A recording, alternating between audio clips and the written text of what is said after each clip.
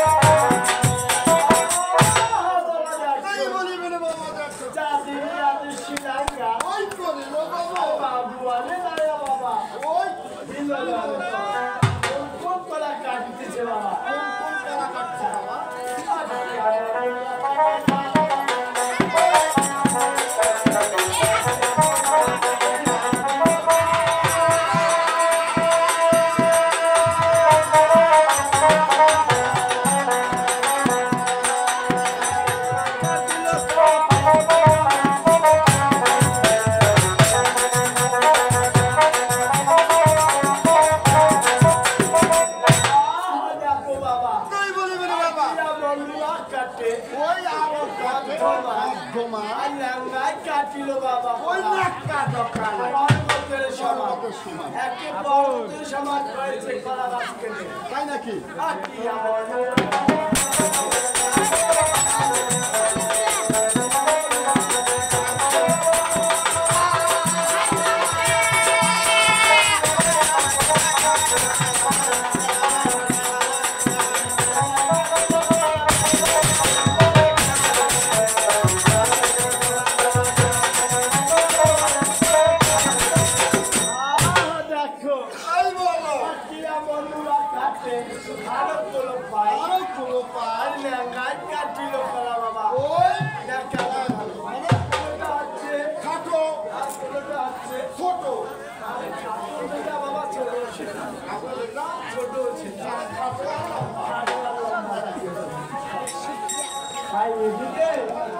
নির্মাণ করতেছি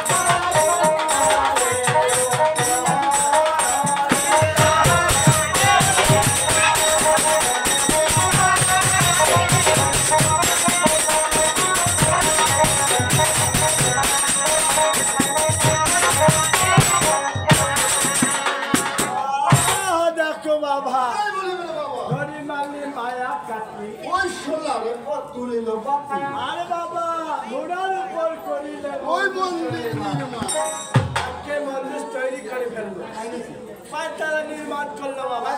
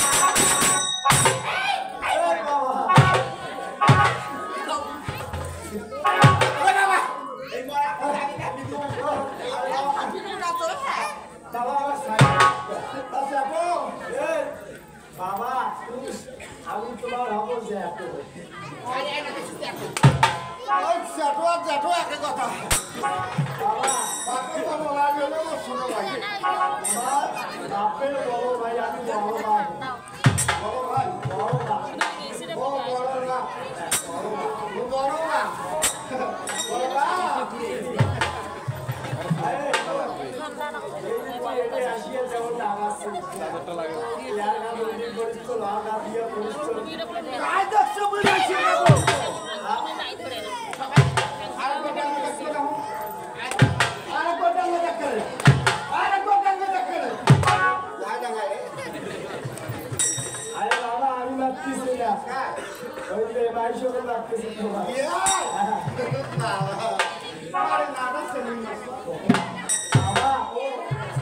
খাইতে হলে পুরুষের মান খাইতে হয় মহিলা মানুষের মান খাইতে নাই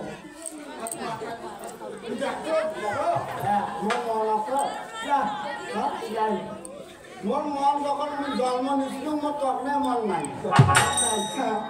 জন্মের আগত মোর মন আসলো আর ইয়া থাকি বেড়ে ওদের থাকি বেড়ে মোর আর মন নাই আসো বাবা না আর যে বেড়ে কি করছলু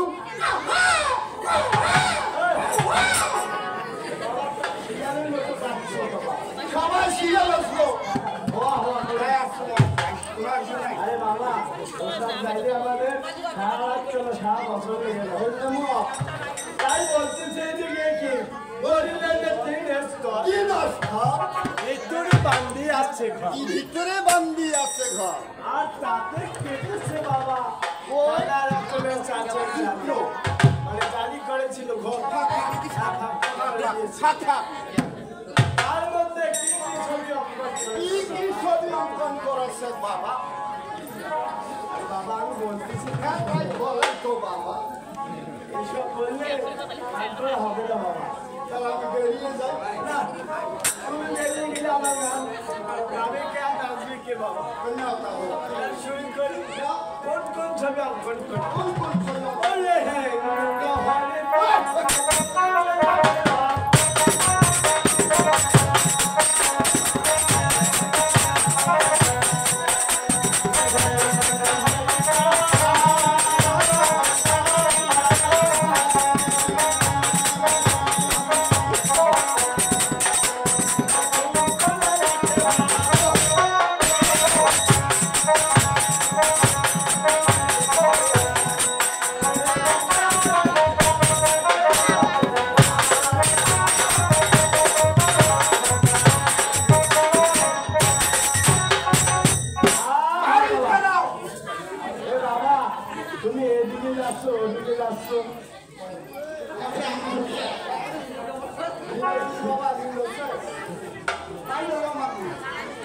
বাবা হেঙ্গুলো হরিতা হরিতা কুতুরে রেখেছে ভাব আর আরো রেখেছে বাবা অমরাপতি হাত যে অমরাপতি এক নামে সতী কন্যা ছিল তার হাতকে অঙ্কন করেছিল আর কার কার ছবি অঙ্কন করেছে বাবা তুমি শোনো নাম ডাক করে